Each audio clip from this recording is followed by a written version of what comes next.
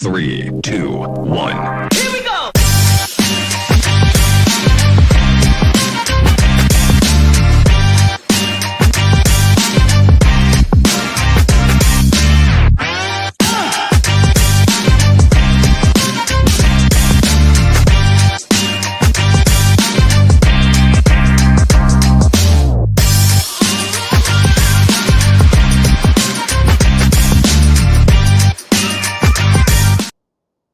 Okay, well, good morning, good afternoon, everyone, and welcome to today's Exploring by the Seat of Your Pants event. My name is Joe Grabowski, and I'll be your host for today. This is a really exciting week here at Exploring by the Seat of Your Pants. It is jam-packed with live events for classrooms. Today is actually Call to Earth Day. CNN is celebrating, amazing people around the world sharing their stories, how they're documenting our changing planet and looking for solutions to things like climate change and our biodiversity crisis. So all day on their channel, as well as on their website, they're sharing those stories. And then we thought it would be fun to team up with them and introduce some of those scientists, explorers, adventurers, and conservationists to classrooms across North America and around the world. So that's what we've been doing all week. This morning, we started off at the Toucan Rescue Ranch in Costa Rica. Then we spent a little time with my friend, astronaut Nicole Stott, and she talked a little bit about what it's like when she was an aquanaut, as well as leaving the planet as an astronaut. And now we're going to spend a little more time in our incredible ocean. We're going to spend a little time with cinematographer Andy Casagrande. So he's an Emmy Award-winning cinematographer and television presenter. If you've ever watched Shark Week on Discovery Channel, I have no doubt that you've seen Andy and his work all over it. He uses the newest camera technology and filming techniques to show a different side to our planet's most feared and misunderstood predators. So we're definitely talking about things like our sharks. So his projects have also included things like orcas and king cobras and polar bears. And he has more than 100 film credits to his name with networks that I'm sure you've heard of, like the BBC and Animal Planet and National Geographic. But most important of all, he does have that mission to inspire people to care about our planet and its vanishing wildlife. So I'm going to grab Andy in here right now. Andy and his friend, there we go. Hey, Andy, how are you? What's up, guys? It's great to be here. Yeah, Andy, it's so good to have you live with us. We've done this together in the past, but I think it was like 10 years ago in the early days of Exploring by the Seat of Your Pants. So it's really cool to have you with us again today. Well, it's cool to be here, and it's cool to see how many amazing experiences that you've actually offered around the world to kids. So I'm honored to be a part of it. Got my friends here. We're in my workshop where I build all my cameras and have a lot of fun before I go into the field. So I'm excited. Show you guys some cool videos, photos, answer any questions you have, and hopefully get you to fall in love with sharks and all your friends and your family and even strangers. All right, very cool. Well, Andy, speaking of videos, I have a little intro video that I think is going to be great to share with students. It's going to introduce you and introduce them to your office, which is a pretty cool place to work. So I'm going to queue up that video now, and then we'll come back and we'll talk a little bit about some of your adventures after this video plays. Sounds good.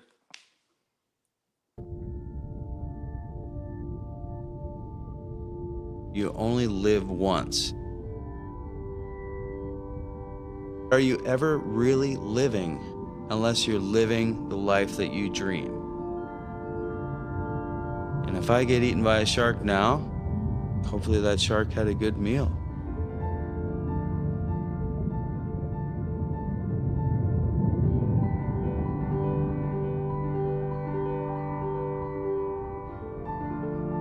All I wanted to do was learn more about sharks. One thing led to another, and I realized instead of becoming a scientist, why not become a cinematographer and shoot vivid images of these animals to show the world what they look like.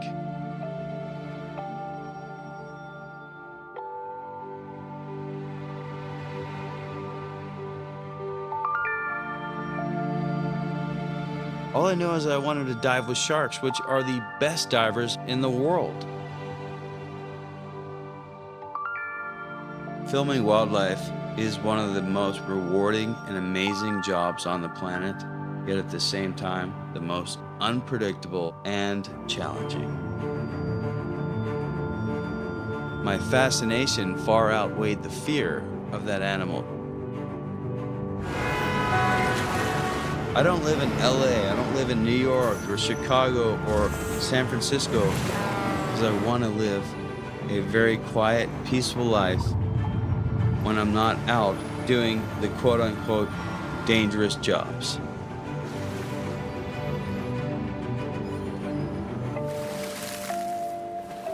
There's not a single day that goes by that I don't have someone tell me that I'm crazy or that their biggest fear is sharks.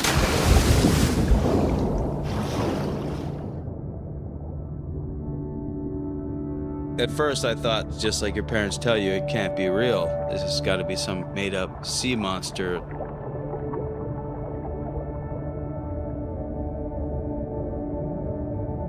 There's no sound effects. There's no big, scary, dark bass tones.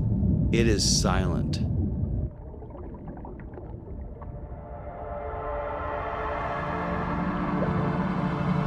But if you remain zen and realize that everything you've been taught about this animal is essentially a lie, then you can beat it.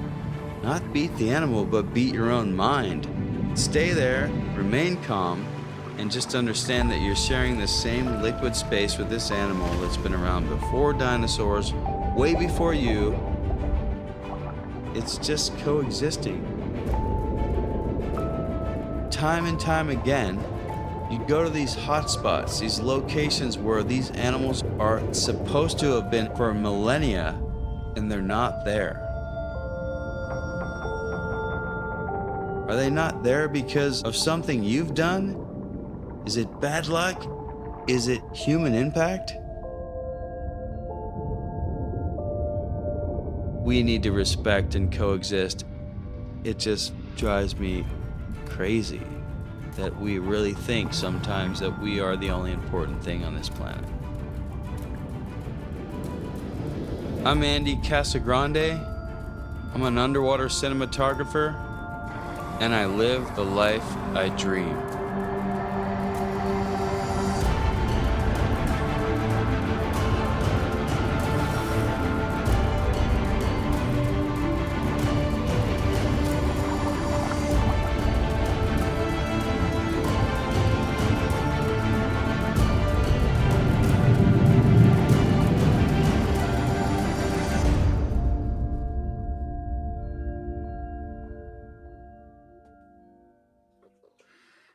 All right. So I think that's a pretty darn good introduction. Takes us underwater a little bit.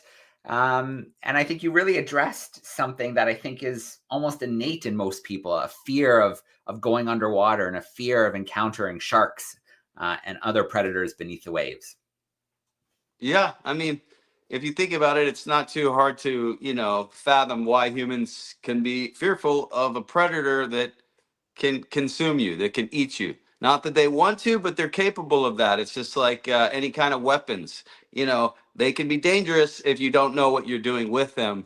And when it comes to sharks, the reality is if they saw humans as a viable prey item, something that was consistent that they could eat and thrive and, nourish themselves, they would be hunting humans every single day. And the reality is there's about a maximum single-digit fatalities worldwide every year from shark attack. And often that's provoked spear fishermen or people that are out there surfing in their hunting zone. So, yeah, most people know now you're way more likely to have a fatal car encounter than a shark encounter. So, but not everyone knows that. So it's good to kind of get the message out. There's something that's stuck with me. An event we did a while back where you talked about how people call water shark infested, but sharks live in the water. So how could it be shark infested? And the point you made is now if you go into your local pub and there's a shark in your pub, well, there we go. Now we've got a shark infested pub, but you just can't call their home, their water, shark infested. Yeah, I mean, exactly. They live there. I mean, Jaws obviously played a huge effect, had a huge effect on the population when it came to sharks' perspective. And, the only good shark was a dead shark after Jaws. People went out, were killing them and hanging them up on their local docks. and in their cities, and they were championed as heroes, making the beaches safer. Even nowadays, in places like Australia, they still have shark nets and things like that are controversial, and some believe they make the beaches safer. Some believe they attract sharks because of the animals that are getting caught in the nets, and there's whales and dolphins. There's really no perfect answer to coexisting with predators that live, in our environment, other than trying to learn their habits and their behaviors and their motives better. We know that they like to hunt at certain times of the day, certain prey items, certain water depth, certain visibility. The more you know, the safer you are. You're never going to completely 100% be able to control your life, because that's just life. But I think the more we understand, the more we learn about them, the more we love them, and realize that they're actually protecting us. They're protecting our oceans, which are providing the oxygen we breathe, the majority of the oxygen we breathe. So they're actually doing us a great service, and saving our lives, let alone, the opposite, where people think they're out to Yeah. eliminate humans, which they're not. Yeah. Yeah. Keystone species. If we lose them, then, the ecosystems they're a part of are going to collapse. They're incredibly important to those ecosystems. And that footage that you saw at the beginning in the countdown was from our Darwin 200 expedition. We were diving in Fakareva, and we found these beautiful, healthy reefs. And that number one sign was that big population of sharks. And that tells us that we have that beautiful, healthy ecosystem there, and we have that nice population of sharks there. Yes, exactly. All right. So I want to share my screen here, Andy. I've got a few pictures here that I pulled together, and I want to talk through a few of them with you. Yeah, it'll kind of give the students a little perspective. So I like this picture here because it kind of shows you all geared up and ready to get into the water. So it isn't just as easy as, getting on the boat. You've got some gear that you take in there with you. Yeah. Yeah, actually, in that photograph, I'm in Australia and on the eastern coast north of Sydney, in a place called Newcastle, and also up near Port Stephens. We were making a film up there about juvenile great whites along the coasts, because, they would see sometimes a dozen or more in a single day, just cruising along the beaches, hunting the mullet and hunting different fish inshore, and even using mutton birds as target practice, which was really cool. But yeah, the gear I'm wearing there is actually quite easy gear, as in it's maybe a 5 mil wetsuit, standard BCD regulator tank. I got my red camera system there and my Gates housing. But I was just recently in Nova Scotia, where I'm wearing a full dry suit, full face mask. None of my skin is exposed. The water's freezing cold. It's a lot more gear. You need a lot more weight. And it can be intimidating for some people to have to gear up with a lot more equipment, where you're starting to feel bogged down and overloaded with different tasks. But over the years, I've learned to just stay calm, stay focused, make sure you pay attention to all the details, and you basically double check everything before, the night before, the day before, everything up until the moment you're getting in the water, so that the last thing you're worried about is your equipment or anything that's going to fail there. And your primary focus is getting close to the sharks, getting, amazing visuals, and also doing it safely. So equipment, we also use rebreathers. I'm here in my workshop and I have some rebreathers behind me. They're highly effective. They have no bubbles. You're like a Navy SEAL. You can be underwater for 7 hours, not breathe a single bubble. You're rebreathing your oxygen, and it's cleaning out the CO2 that you're basically exhaling. It's adding additional O2 from your solenoids in your backpack system, and it's scrubbing it out and cleaning it. So you're literally just breathing almost on a single breath the whole time that's being cleaned and replenished with oxygen. It's pretty incredible. Yeah. And we just talked about having a lot of gear in the water, but there's times you get in like this, where you've just got your mask and snorkel, a little bit of weight, a little free diving action. That was up in Norway with the killer whales, and that's a very warm wetsuit. It's like a 9 millimeter wetsuit. But that said, my face is still exposed, so your lips, literally your mouth, starts to go so numb that you can't even hold on to your snorkel or your regulator anymore, to the point where it goes numb and you don't notice until you start breathing in water, because your mouth has become so desensitized by the cold and frozen that you can't seal it anymore. But it is nice to jump in sometimes and free dive. I did take a professional freediving class, which helped me bring my breath hold from about a minute and a half up to 5 minutes. It's called static apnea, where you're observed in a swimming pool and you're basically trying your best to hold your breath for as long as possible. You do breathe up exercises. And then there's dynamic apnea, where you're diving down into the depths and you're using dynamic energy as opposed to static, where you're not expending energy. So there's different levels of breath hold based on if you're kicking and swimming down or you're just zenned out and relaxing. But all of that I learned, and it drastically helped my in water capabilities and getting closer Yeah, to the whales and the sharks. So yeah, there's a lot of elements. very cool. And I couldn't leave out this picture of the camera gear because that looks pretty intense. There's a lot going on here. That's in New Zealand years ago, also on another killer whale film. And I was working with GoPro as well at the time. I still am. And they asked me to test out all of their new camera formats. I think it was the Hero 4, and they wanted me to try the 3D, the 4K 60, the 2.7K 120, the photo mode, the 3D mode, the whole. And then in the middle there, the big camera is the same camera they used to shoot Lord of the Rings and all the James Bond movies. um all the cool like Hollywood films that are being released are often shot on that same camera, which is cool. Yeah, very cool. And what I think is really, if anybody who might follow along on your Instagram knows that you really do kind of make it a family affair, that oftentimes you've got your family in tow on some of your adventures. Oh yeah, man, I have to, because I work often, all around the world. I almost never work here in the United States, which is strange. I live here, but the majority of my work is overseas: Australia, New Zealand, South Africa, Mexico, Bahamas, all over the planet. And, I love my family too much. I used to say I love sharks the most, but now my family has the top spot, and just below it is my shark family.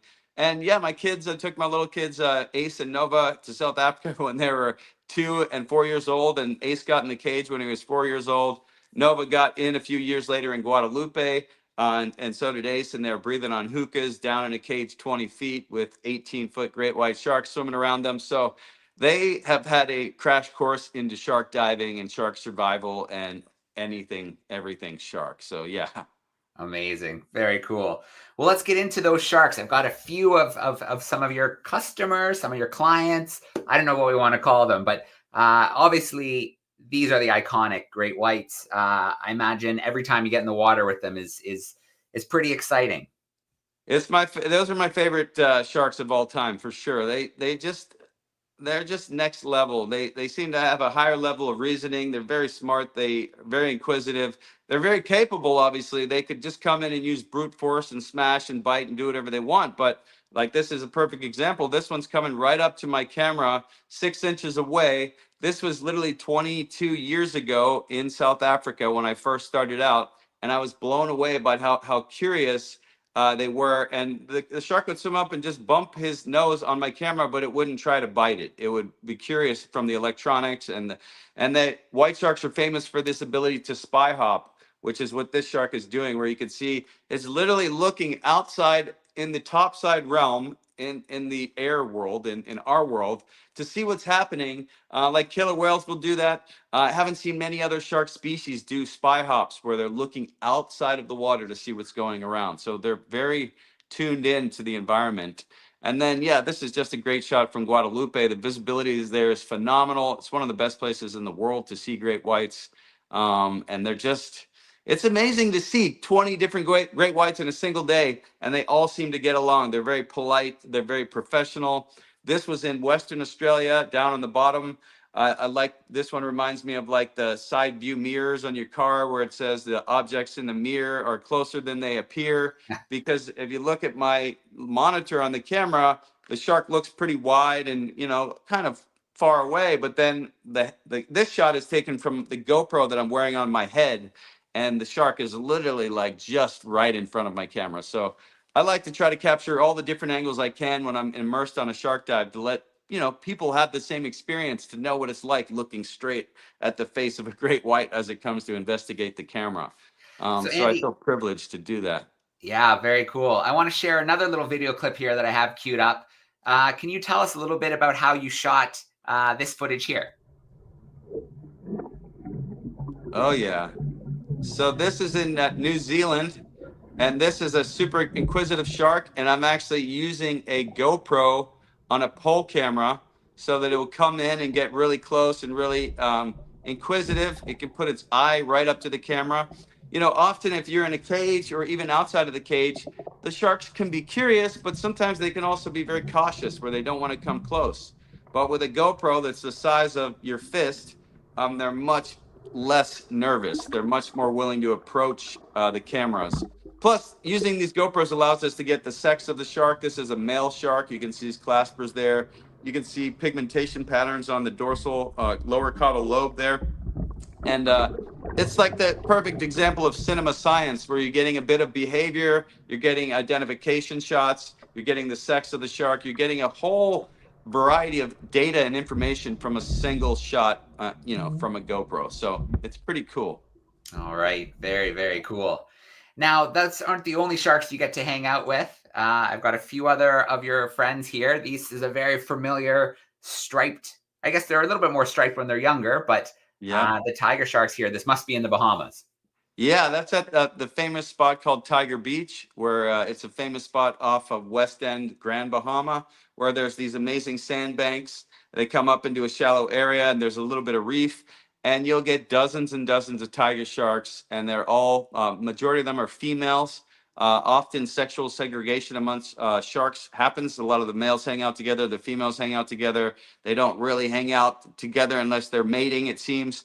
But this place in Tiger Beach in the Bahamas, it's phenomenal. Again, great visibility. The sharks have been, accustomed to diving with humans now for decades. So it's, I would say, relatively safe. But again, anytime you're in the water with a predator, you have to, be hyper vigilant and ready for anything, kind of. Absolutely. I'm going to have to turn my camera on and off in a sec because it froze on me for some reason. Okay. But maybe you can talk about these gorgeous creatures. I spent some time with them in Bimini, and it was an absolute blast. Yeah, I was actually just in Bimini last month and running expeditions there, and I was able to put a 360 virtual reality fin camera on the dorsal fin of a great hammerhead named Gaia. And she swam around, and you got this amazing perspective all around her entire body. It's mounted to her dorsal fin. She's swimming. If you go to my Instagram, I posted it there recently. But it's a pretty cool perspective where you see all around the shark from its own dorsal fin.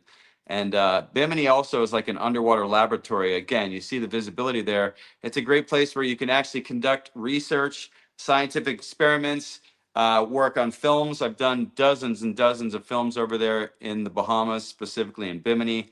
And I was actually just talking about potentially going live from Bimini sometime, or Tiger Beach sometime early next year. But yeah, it's like it is a dream. If you guys are into scuba diving or interested, I highly recommend the Bahamas or any place that has clear, clean, warm water. I learned to dive in California, up in Monterey, where it's super cold, murky. It's great white shark territory, but you're wearing a ton of neoprene, a ton of weights, and it's good to learn, but it's not the most fun diving in really challenging conditions. So the Bahamas, that's the place. Yeah. And I think I have this one last picture here of maybe a species that's a little more, maybe yeah. students might feel more comfortable the first time getting in the water with. Yeah, these are nurse sharks also over there in the Bahamas, and it's almost like you could use them as a pillow. They were so relaxed. They were sitting up there on the dock, almost like dogs coming in, and you would pet them. It's in an area where they do clean fish, and so the sharks are accustomed to coming to get the scraps when the fishermen come and clean their catch. But yeah, it's a pretty funny. It's pretty funny. I would never usually turn my back to a shark like that, but these are a bunch of very friendly nurse sharks. All right. Well, Andy, we're going to get to some Q&A action in just a moment, but while we kind of watched your video and we chatted for a few minutes, I pulled together a little Kahoot quiz for the classrooms because it's always fun to test their knowledge and give them a chance to compete with each other a little bit. So I'm going to share my screen one more time here, and then we're going to get into some Q&A action. In fact, we may even do some while the Kahoot's loading.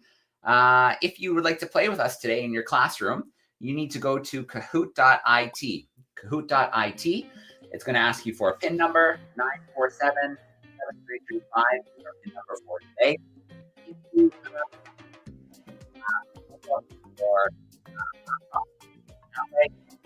teacher could pop this up at the front of the classroom. You could shout out your answers to him or her.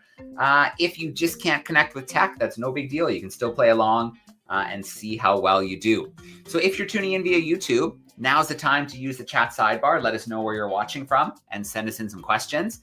And I'm going to start to poke a few of our classrooms and see if we can get a couple questions started while a few students load into our Kahoot. So in Toronto, we have some Fab 4-5s hanging out with us. I wonder if they have a question for us to get us started while the Kahoot loads. Yes. We're getting All right. What inspired you to do your job? Can you say it again? I think What inspired you to do your job? So, yeah, I was inspired to do my job completely by accident. Basically, since I was a little kid, I've loved sharks. The first time I saw them was on television. I thought they were fake. You know, your parents tell you not to believe everything you see on TV. I thought they were make-believe. Then as I watched more films about them and documentaries, I started seeing them in the library books and in encyclopedias and in magazines. I realized, okay, these things are real. These things are amazing. And I just couldn't stop thinking about sharks. I actually wanted to be a marine biologist, and I went to university and colleges and I studied marine biology. And then I started to realize I was better at telling stories and taking pictures. And I still ended up working with a research team, and then started picking up a camera and became a filmmaker by mistake. But it was only because I love sharks. And then I fell into a job with National Geographic and Discovery and the BBC, and have been able to travel all around the world to dive and film sharks and study them. So it was really because I'm just born with a fascination of sharks. All right. 4-5s. Great question to get us started. There's still students joining, so I'm going to give another few more seconds. So check in with Mr. Seltman's crew and see if they have another question for us. Yep, so Myra's just on her way over. Perfect. Come here so they can see you. There you go. Have you ever seen a megalodon? No, I have never seen a megalodon. I have seen the megalodon jaws. I was recently in Cape Town in the museum there, and they have a really massive set of megalodon jaws. And they believe, or most people believe, that megalodon is extinct. There were a few films that were released over the past couple of years where they tried to sort of insinuate that the megalodon could still exist or did still exist. But as far as we know, scientifically and in, you know, the most clear perspective of reality, they do no longer exist. So I have not seen one. All right. Fair enough. Great question. And I'll go full screen here just for 1 second. This is one of my friends at the Explorers Club gave me this. This is a nice example of one of those megalodon teeth. And I don't even think this is a particularly big one. I think they can get even bigger than this. So could you imagine millions of years ago when these guys roamed the ocean? Top predators for sure. Okay. I think we're ready to start our Kahoot. So I am going to switch things up a little bit to get it back there front and center. And we're going to get started. So a little true and false, a little multiple choice. The quicker you put in the right answer, the more points you're going to get for each question. And then we'll take a look at our podium before we go back to Q&A action. So who does Andy think are the best divers in the world? Is it people, sharks, ducks, or whales? We've got a picture decoding there to help you out. This should be a nice, easy question to get you warmed up. And then we will go into a few more questions from there. So you've got about 5 seconds to lock in that answer.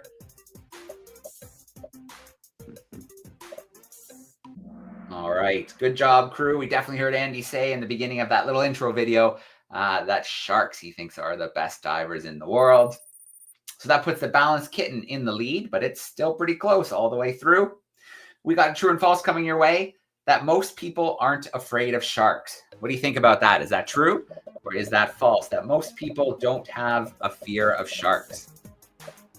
Actually, Andy, I was just in Port Stevens a couple weeks ago. One of our conservation partners does shark, ray, and turtle rescue up there. So we got to spend some time up there with them.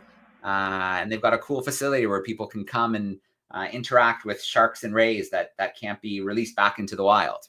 That's awesome. All right. So absolutely false. Unfortunately, a lot of people are afraid of sharks, but it is, I think we've learned today, it's a bit of a misguided fear. You're more likely to have a negative encounter with a vending machine than you are with a shark or falling out of your chair and things like that. All right. That puts, let's see. No, the balanced kitten is holding on. We've got another question, true or false, coming your way. That shark numbers are decreasing in our ocean. Is that true or false? That shark numbers are decreasing in our ocean around the world. I have a feeling that most students are going to get this one. We are definitely having an impact on our planet. That's right. It is true. Some estimates put it 75 million or more sharks being removed from the ocean each year. And that some populations have decreased as much as 90% and more. So, we talk about our fear of sharks, but I think sharks have a lot more to fear from us humans than we do from them. That's right. All right, one more question coming our way, and then we'll be back to our Q&A action. Sharks are keystone species, so that means that they're not important to the ecosystem, that if we lose them, ecosystem health fails, that they're the most common in an ecosystem or the least common in an ecosystem. So which one of those do you think is the most correct for sharks being keystone species? You've got a few more seconds to lock something in. All right, good job, crew. If we lose them, ecosystem health fails. They are incredibly important in ecosystems, and healthy ecosystems have sharks. That's just the way it is. All right. If we look at our podium, in third place, we've got the hero rhino. In second place, the smiling falcon. And in that top spot, do we have a new leader? The balanced kitten. I think the balanced kitten held on tape to tape. So good job to the balanced kitten. We're going to come back from that screen share, and the rest of our time together today will be more Q&A action. Again, if you're on YouTube, I can see we've got lots of classrooms tuning in. Don't be shy. Use the chat sidebar. We've got a classroom hanging out with us in Mexico, so that's where I'm going to go next. A classroom hanging out with teacher Bruno today. How we doing, boys and girls? My question is, at what age you start loving sharks? What age did I start loving sharks? Honestly, as long as I can remember. So I would say when I was 5 or 7 years old. I was born in 1977. That's a long time ago. So I would say Jaws came out in 75, 2 years. Yeah, probably when I was very young, maybe 5 years old, maybe even younger. First time I saw a shark, but I can't say exactly what age. All right. So I know this is an 8th grade class. You're in the Yucatan region. Hands up if any of you have ever been in the water with sharks. Have any of you ever been snorkeling or sharks? Yeah, we've got someone at the back. 2 people. Only 2 people. 2 people. All right, fair enough. Well, we're going to come back your way. So get another question ready for us. We need to go to our Flatirons crew. We haven't visited them yet. How are we doing today? I think you guys are in Colorado. Let me double check and see if I'm right. Hi guys. Hi. Hi Joe. Hi Amy. Hi guys. Hey everyone, how are we doing? Sit down, please. Hey, this is Will. He has a couple questions. So what was your favorite? What was your favorite place you've ever been in the world? What's your favorite place I've ever been in the world? Wow. That is a tough question. I would probably say it has to be South Africa because there's so many different environments there for the sharks, from the beaches to the deep drop-offs to the kelp forest to the rocky seal colonies. It's just an amazing place where you get a lot of great whites. You can also check out lions and hyenas, and the whole sort of African marine and terrestrial Serengeti is there. So definitely South Africa. Plus, that's where I got my job, where I saw my first great white shark, where I got my job with National Geographic. That's where it all sort of started for me in South Africa. Nice. Can we ask the second question, or we have to wait? Yeah, go ahead. Let's grab one more, and then I'm going to go to YouTube. What's your favorite experience with a shark? My favorite experience with a shark was a couple years ago in a place in Western Australia where I was diving outside of the cage with these two brothers, these two great white sharks that I'm convinced they're brothers, and they basically would swim straight over my head, circle around. They stayed in like perfect synchrony. And we even went back a year and a half later, and those same two sharks were still swimming together, still traveling together. Oh, So wow. it was basically an uncaged dive in Western Australia, and it was like the That's cool. greatest dive of my life. That is so That cool. sounds really fun. All Thank right. you. Yeah. Thank Thank you. you. Thank you. Boulder. We'll definitely come back your way before we wrap up today, but I want to grab a few questions from YouTube. Clara wants to know, which shark species do you find most interesting? Most interesting. That's a good question. The great whites are my favorite. I have the most experience with the great white sharks, but most interesting, I would say something like the mega mouth shark. It's a massive shark that's its size of almost a whale shark or something. I don't know a lot about it because they're very rare, but divers have encountered a few over the years, and a few have been caught in nets. But like the mega mouth shark, I don't really know what it feeds on or where it sort of migrates to and from. And the goblin shark is also another really cool one. The deep water goblin shark. I've seen the cool footage of them protruding their jaws to grab fish. So I would find those two probably the most interesting. All right. Sawyer wants to know, have you ever had any encounters in the water where when you got out, you were like, oh, wow, that was a little more intense than usual?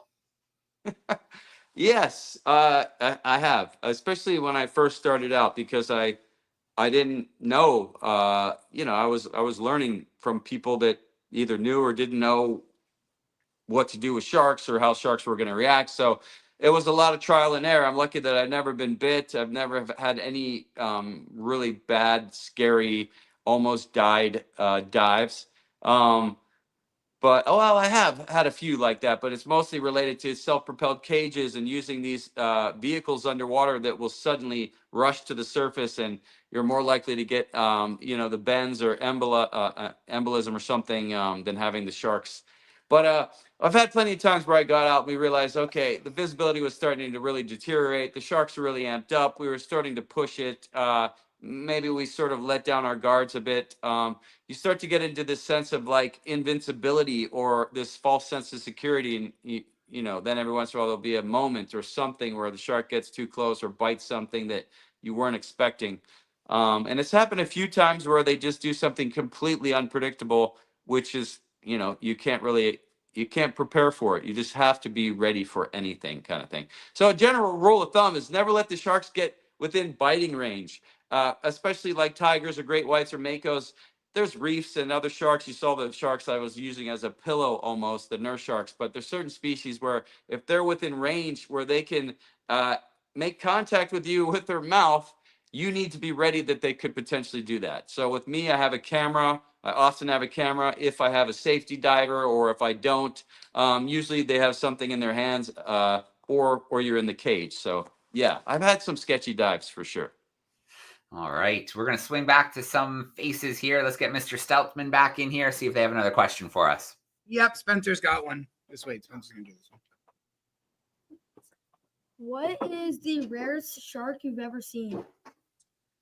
What is the rarest shark I've ever seen? That's a good question, because I've mostly been working with the tigers and the great whites and the makos and the whale sharks and the bulls and all the ones that everybody knows. The most rare shark I've ever seen. Jeez. That's a good question. I don't even know. I mean, there's like these little cat shy sharks in the kelp forest in South Africa. I don't think they're that rare, but they're rare for me because I'm mostly focused on the bigger megafauna.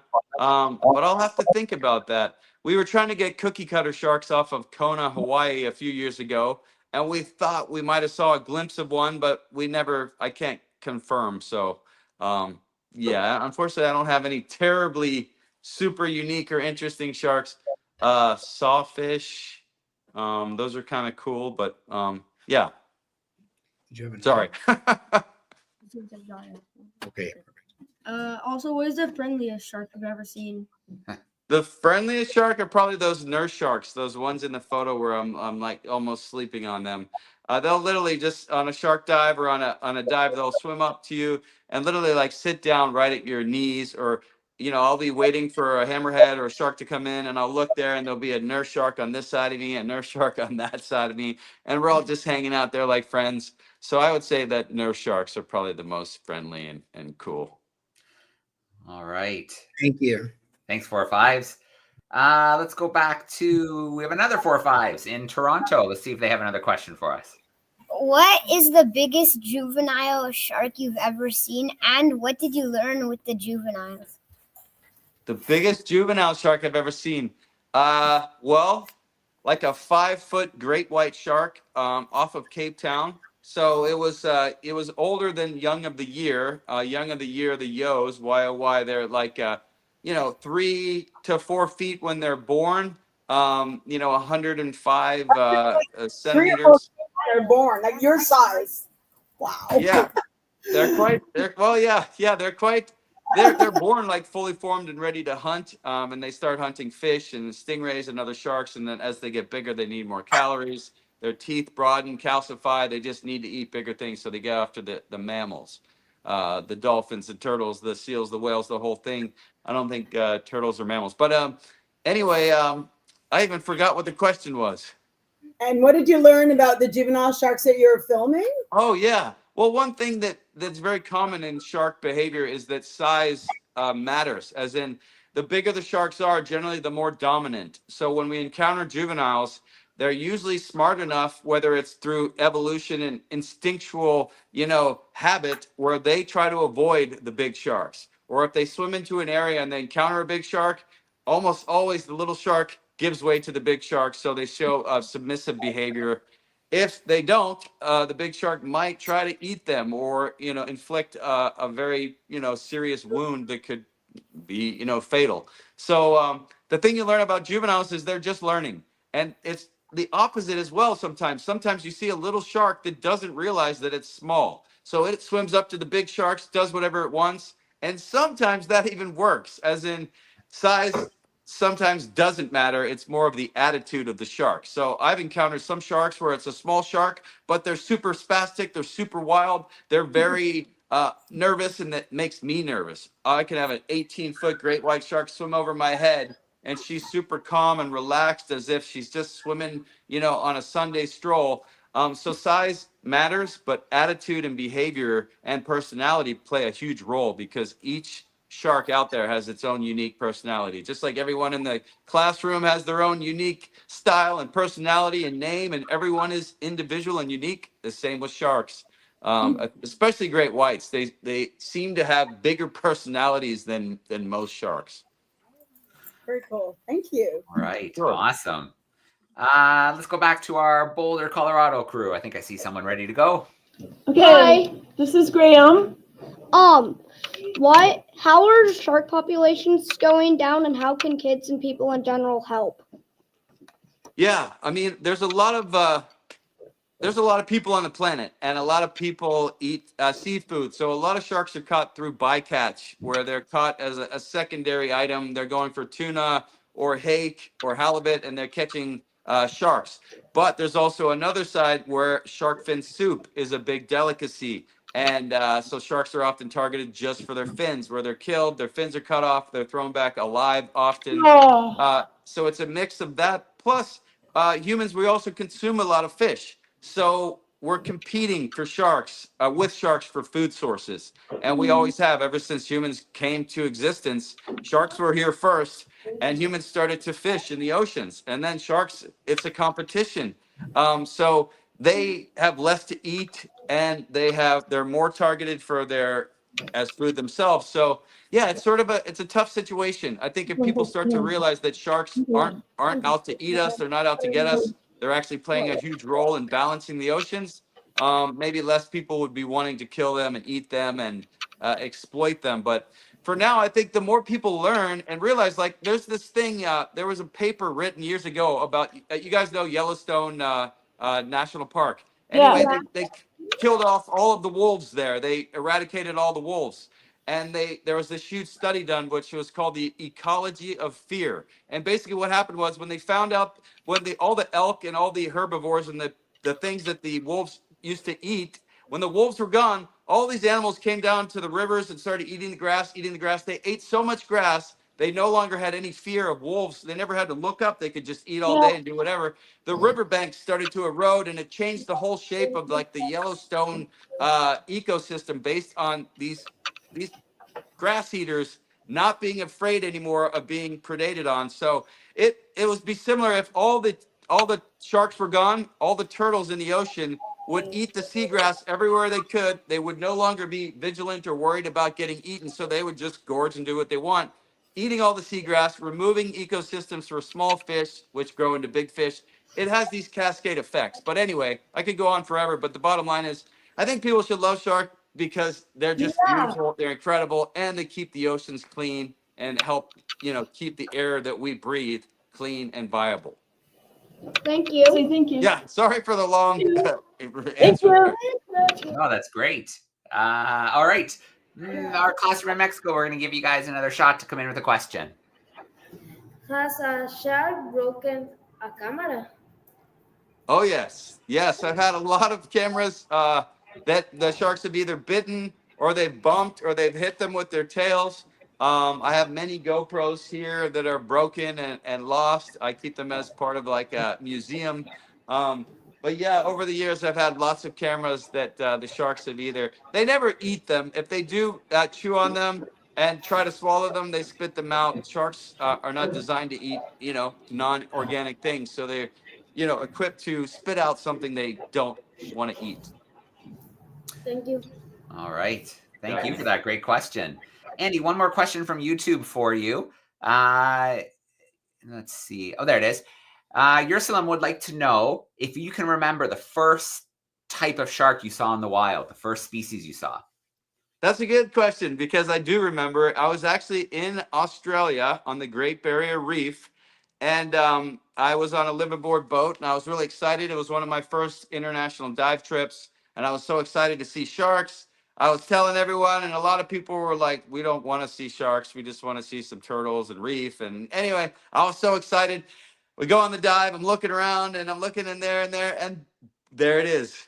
The most underwhelming shark I could ever encounter. They're super cute. Don't get me wrong, but the first shark I ever saw was about like a 3-foot white tip reef shark, and it was just swimming over on the bottom. When I saw it, I was like, whoa, look, a shark. And as I swam over to it, it was so afraid of me, it just immediately swam away. And then I realized, oh, wow, I was expecting maybe a great white or a tiger for my first shark, but it was a tiny little white tip reef shark. But it was super cute and beautiful, and it helped me realize, just like we talked before about these keystone species, everyone knows about great white sharks because they're all over TV, they're in the magazines, they are the great white shark.